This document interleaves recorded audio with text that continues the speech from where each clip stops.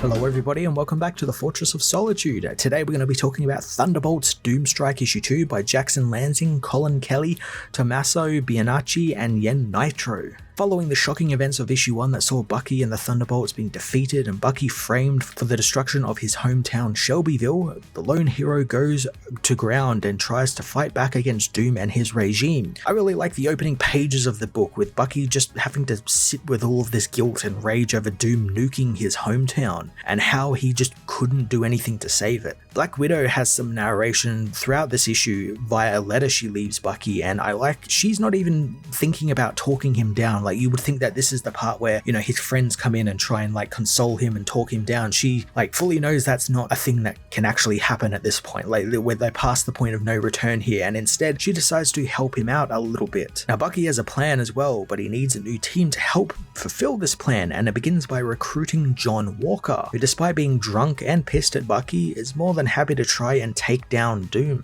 The two super soldiers take a trip to Free City, where a group of insurgents have been taking the fight to Doom, keeping their city free from his rule. Bucky wants to meet them as well as an old friend named Sal, but instead he ends up meeting Sharon Carter, who is leading the group in Free City. Sharon is now going by the name Destroyer, which she's been going by since that Captain America Winter Soldier arc, and she'll gladly show Bucky why she uses the name if he and Walker don't leave the town. Sharon also has a bit of a new look here too, and it's quite a great one. It's a real simple change. She's still wearing like her Destroyer armor and everything, but now she wears a cowboy hat, which to be fair kind of makes sense. She's in Texas, so why not? Sharon isn't remotely interested in helping Bucky thanks to what happened in Shelbyville, as she doesn't want the same to happen to Free City, and you know, fair enough, especially when all Sharon has probably seen has been what's in the news and the whispers about what's happened, so she doesn't really have the full picture until now. And again, I don't really blame her for not wanting to help Bucky after everything he's done with her, and there's that history there, and she doesn't want that, you know, kind of treading on what they've got here. They've got like that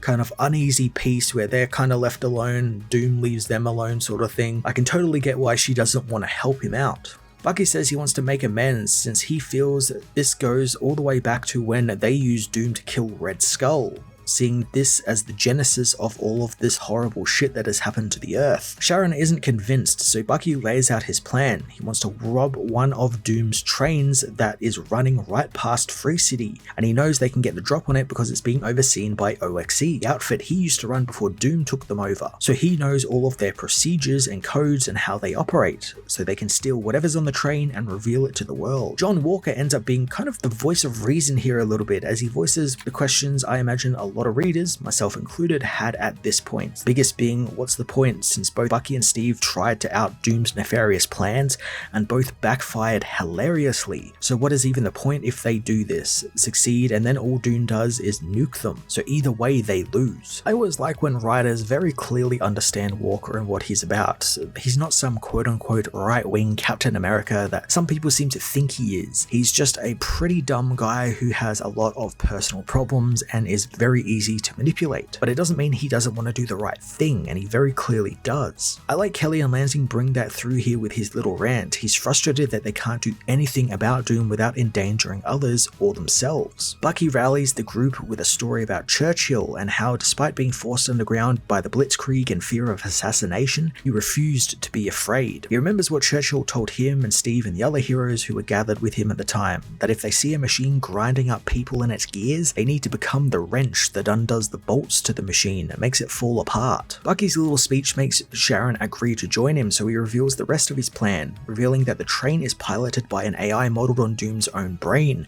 and it rides on a magic rail, meaning that it doesn't need tracks, so it's more agile than a normal train and can change direction at any given moment. The team deploy to meet the train, and Bucky tells them to make sure that they are seen by the train so they can drive it to where they need it to be, comparing this to one big cattle drive. The plan works and the team attack the train, driving it into some canyons, but US agent wonders how do they plan on stopping a 200-mile-an-hour speeding train, since they don't have a Hulk to do that. Bucky reminds John of his friend Sal, the man they came to Free City to actually find, and he was able to contact some of Sal's family and get Sal to come out of retirement. Sal is revealed to be Sal Romero, one of Bucky's old war buddies who just so happens to also be a Ghost Rider. Ghost Rider is pissed and ready to smash some fascists, wrapping Doom's train train up with some chains, both slowing it down and causing it to topple, which gives Destroyer a chance to smash it with her baton and USA Agent to slow it down completely with his shield. Now this is a pretty cool team Bucky has gotten together. It's a great combination of old heroes like Sal and him, and more recent additions like Destroyer.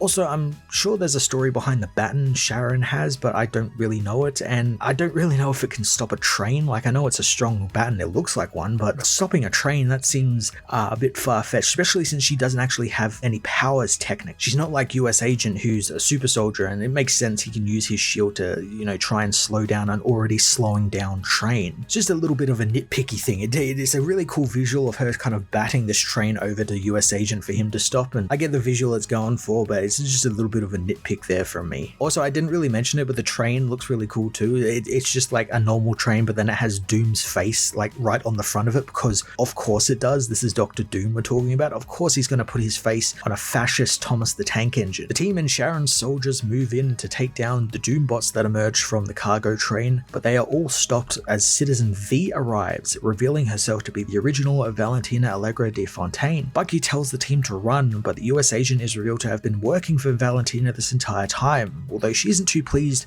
with John since he could have stopped this way back when he started working with Bucky, but instead he decided to think for himself. So this was a little bit predictable that, John would do this. This is kind of his thing. As I said before, he's pretty easily manipulatable, and Valentina's whole thing is that she moves pieces around a board, pitting people against each other, turning people on each other, and John is a prime candidate for that. It's a little cliche at this point, but I do think that feeds into John's character, where he never really learns the right lesson from the situations he gets into. Destroyer and Ghost Rider attack Valentina to buy the soldiers time to steal the cargo and escape to a nearby Quinjet. Despite going up against a literal spirit of vengeance though, Valentina proves to be more than capable as she easily frees herself from the Rider's hell chains with her sword, which Bucky quickly notices is no ordinary sword. It's too late as she tosses the weapon at Ghost Rider and it kills Sal, dispelling his fire and leaving him a cold skeleton. Bucky knows his friend will return, but not for a while, which gives Valentina the upper hand in the battle. Valentina gets a little bit gloaty here as she tries to force Bucky to attack her, talking about how the other Val, the one that was an LMD and was helping Bucky,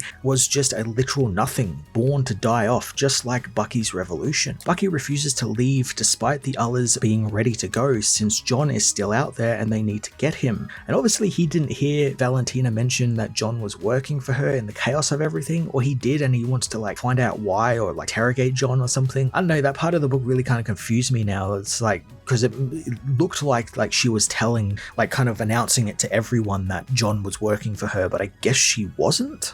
During the battle, Destroyer contacts Bucky, telling him that she has gotten to safety and she knows the train was filled with vibranium ingots. This leaves Bucky with a choice. Either he escapes as well and leaves and accepts that the most valuable resource in the world now belongs to Dr. Doom as well, or he can stay and fight and die for nothing. With little actual choice, Bucky escapes, leaving Walker behind, who reveals that while he was working for Valentina, he hates Dr. Doom more than he hates Bucky. Valentina, while impressed with John's loyalty, plans on torturing John, but not before she goes to Wakanda first, knowing Bucky will obsess over the fact that she had vibranium and will want to go and figure out how she got it. Now usually I don't mind villains who pull the, the whole quote-unquote I knew you'd do that routine, but it feels like that has kind of been every step in Valentina's plan.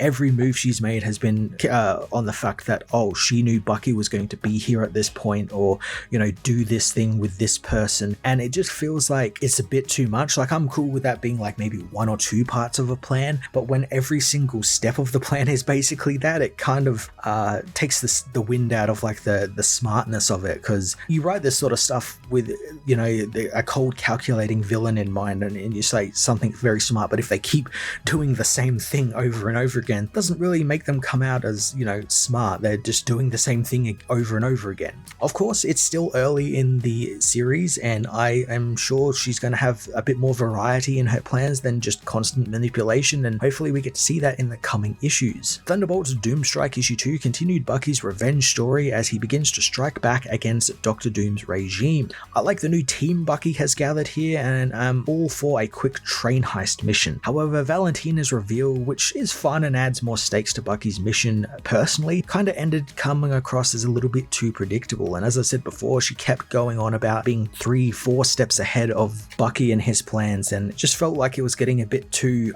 repetitive in how it was playing out. I'm going to give this issue a 7 out of 10.